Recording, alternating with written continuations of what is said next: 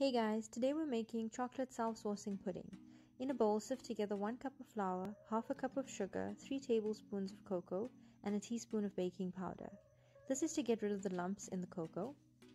Combine lightly with a whisk and then add in 1 egg, a teaspoon of vanilla, 80 grams of melted butter. Break up your yolk with the whisk and then gradually mix in half a cup of milk till you have a smooth batter. Be careful not to overmix. Then use your spatula to scrape down the sides and transfer this batter into your greased baking dish. The size of the baking dish will determine the thickness of the cake, so the wider the dish, the thinner the cake. Then in a separate bowl, mix together 3/4 of a cup of sugar with 2 tablespoons of cocoa. Then measure out 1 1/4 cups of boiling water and gradually mix it in until the sugar is dissolved.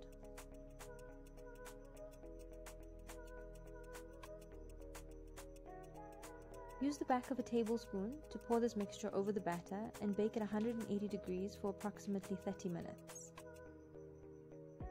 When it comes out of the oven, the sauce will be on the bottom and the cake would have moved to the top. This is best served hot with some ice cream or some vanilla custard. Enjoy!